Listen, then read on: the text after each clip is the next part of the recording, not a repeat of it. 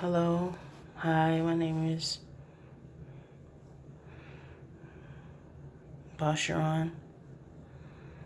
I woke up this morning again, not able to breathe.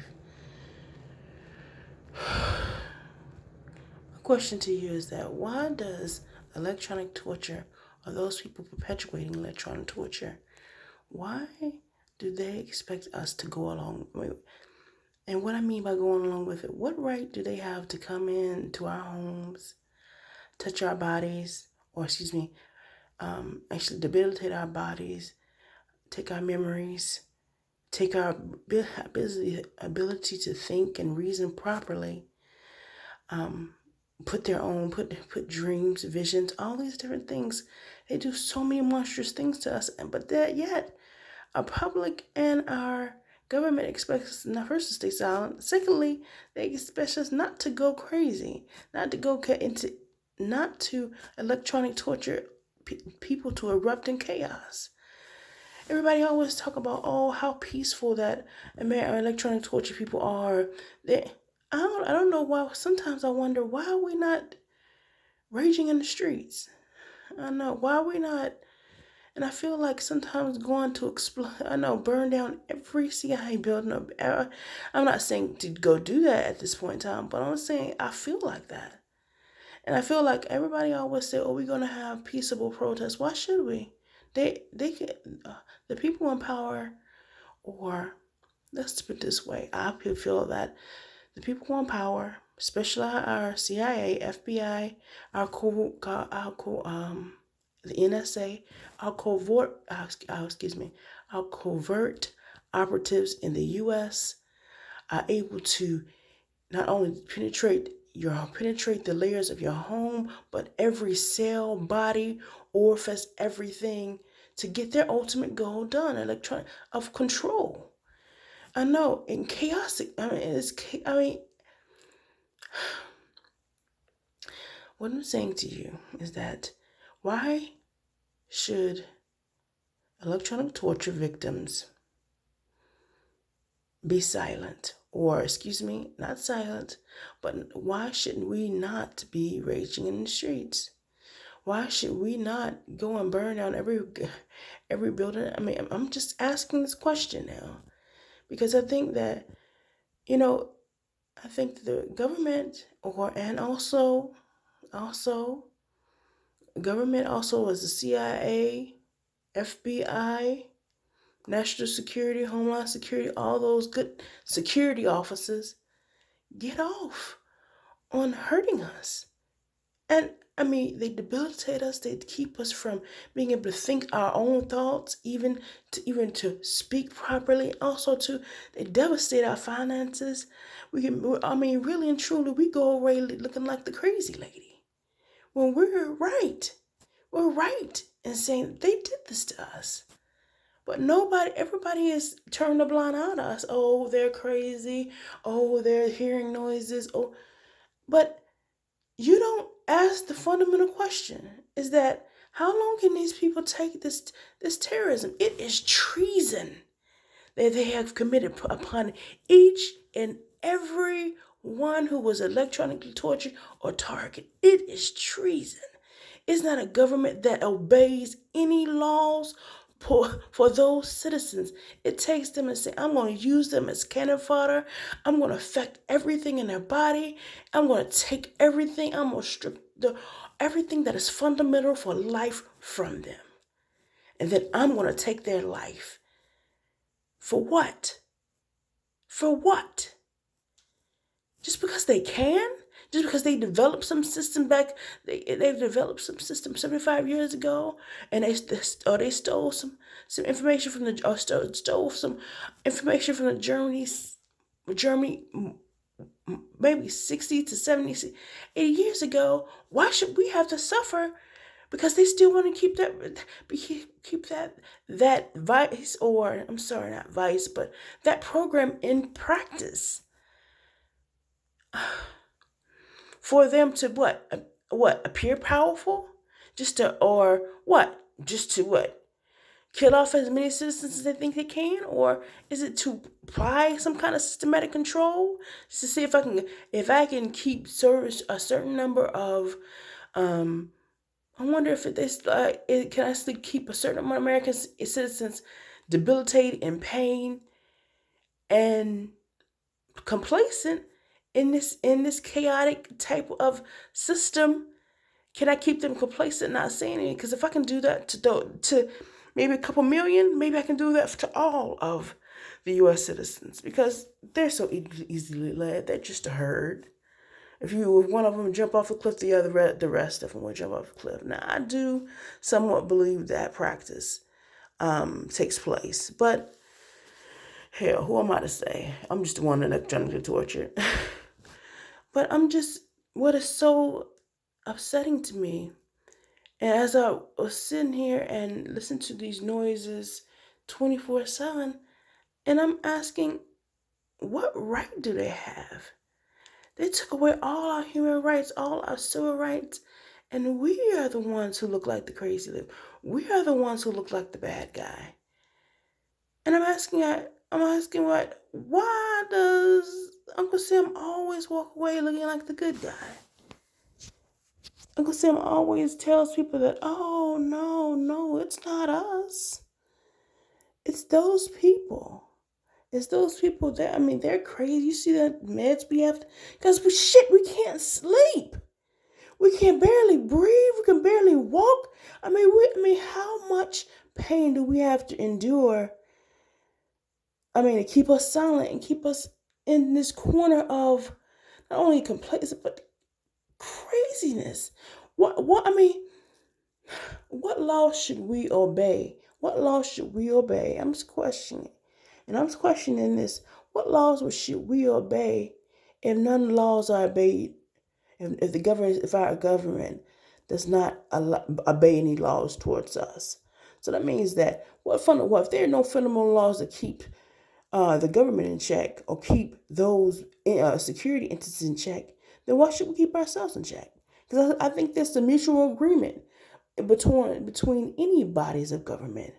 If you obey these rules, for every citizen, they said, I am an American citizen. I will obey these laws as long as you obey my civil rights or my citizenship rights. It means I will obey the federal right for the federal laws and everything as a citizen. But you have to obey certain set of laws for me for me as well to be a citizen.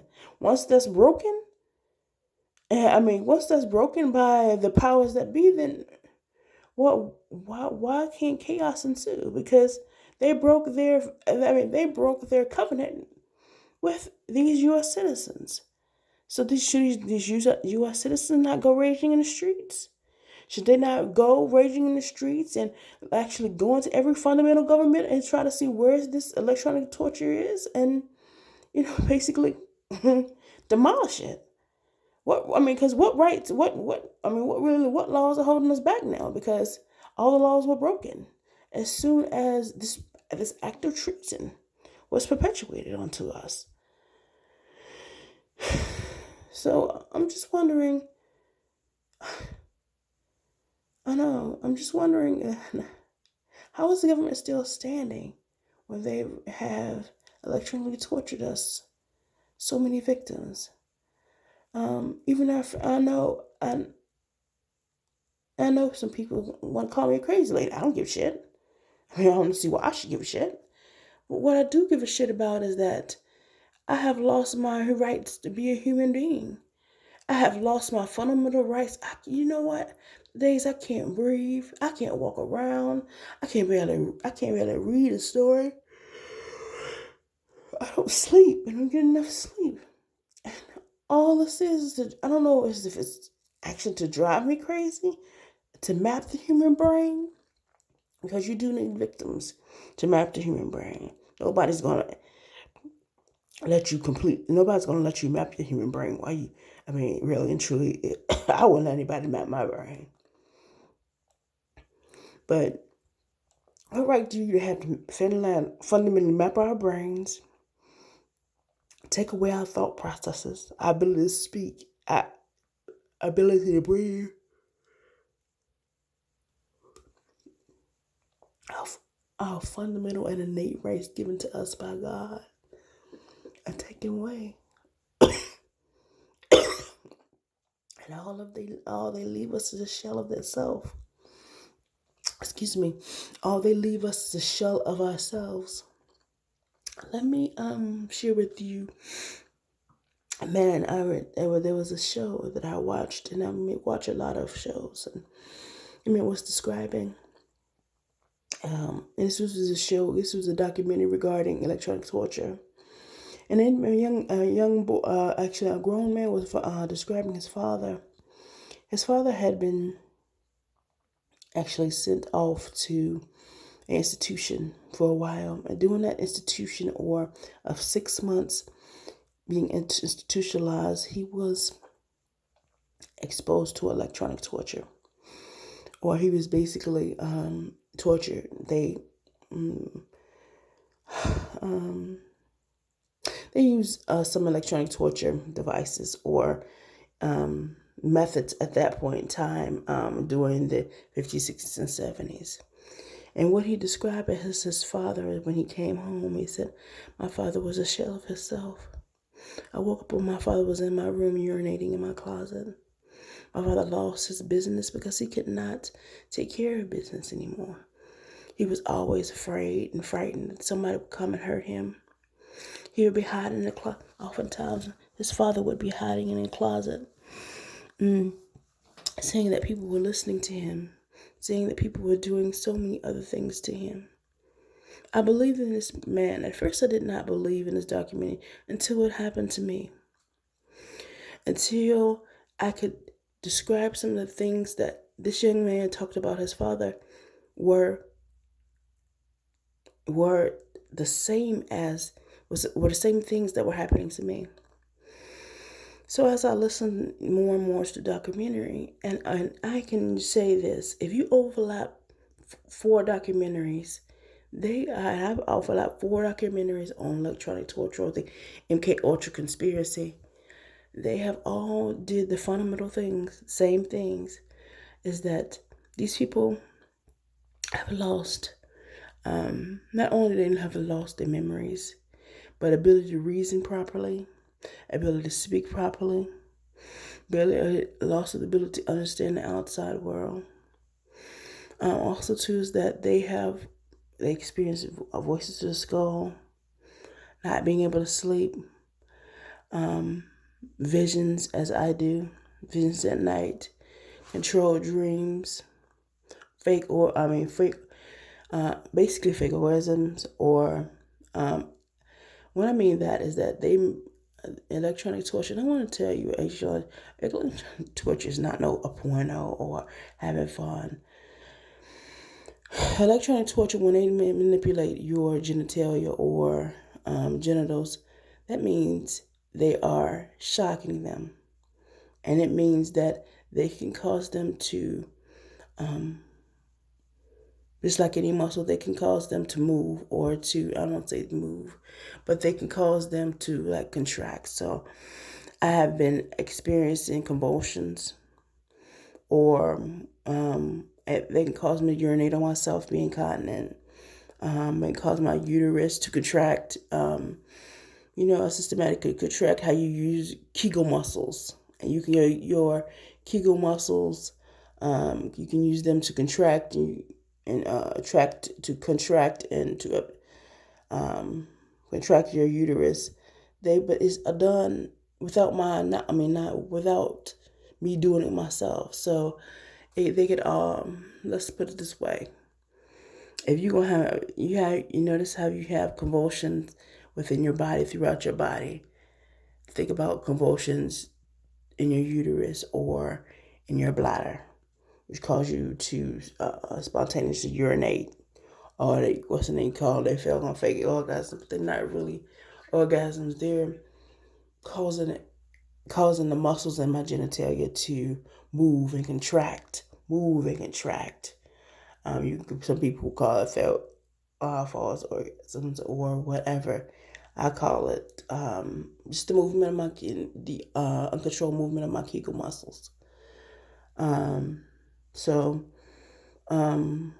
They can cause, again, I don't want to keep so many information on that as much as they affect my ability to breathe. God, breathing can be so hard and laborious.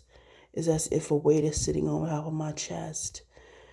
Not only that, is that my hip is like they are trying to break my leg. It's like there's a force.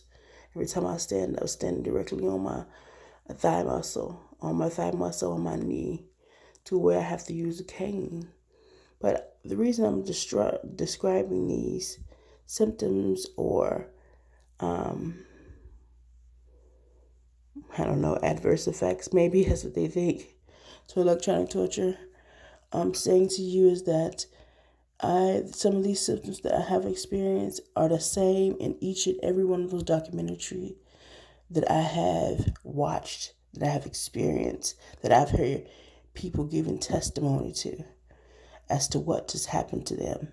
So I say to you now, if they can take away our human rights and our civil rights and all these different rights that are given to us by God,